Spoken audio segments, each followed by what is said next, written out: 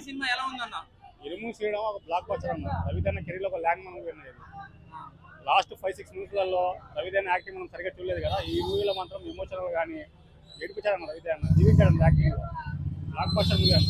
ఇది మాత్రం పక్క కమ్బ్యాక్ అన్న. ఇది ఇన్నోళ్ళు మనం కమ్బ్యాక్ అనుకున్నాం కానీ ఇది అసలైన కమ్బ్యాక్ అన్న. లాస్ట్ 5-6 మినిట్స్ లో ఇది కమ్బ్యాక్, పక్కా షూట్ షాట్ కమ్బ్యాక్ అన్న. ఇది అవును సేమ్ అన్న. ఇంకా మార్గం లాగానే సేమ్ సెంటిమెంట్ అన్న.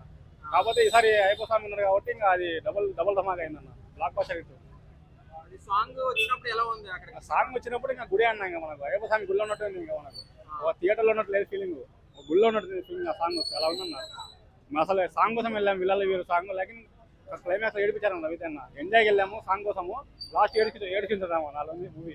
క్లైమాక్స్ మాత్రం బాగుందన్న. ట్విస్ట్లు బాగున్నాయి మూవీలో. ఒక మంచి ఫ్యామిలీ మూవీ అన్న. అందరూ చూసే మూవీ.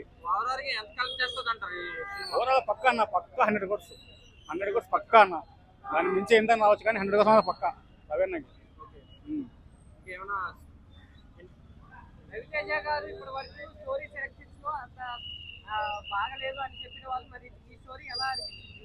ఈ స్టోరీ పరంగా మెయిన్ హిట్ ఇది. స్టోరీ మెయిన్ అయ్యప్ప స్వామి భక్తులాగా ఉండడమే ఈ స్టోరీ ప్లస్ పాయింట్ అన్న. స్టోరీ మెయిన్ దానివల్ల హిట్ అయింది.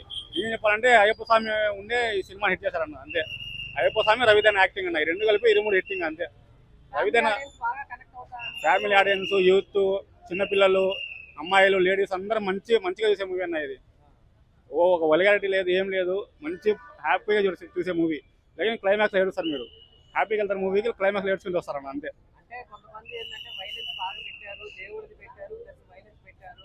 అది ఎలా హ్యాండిల్ చేస్తున్నారని. వైలెన్స్ అంటే నా మూవీలో కామన్ అన్న. ఇప్పుడు మూవీలో దేవుళ్ళు ఎలా పెట్టామో వైలెన్స్ ఉంటుంది కదన్న.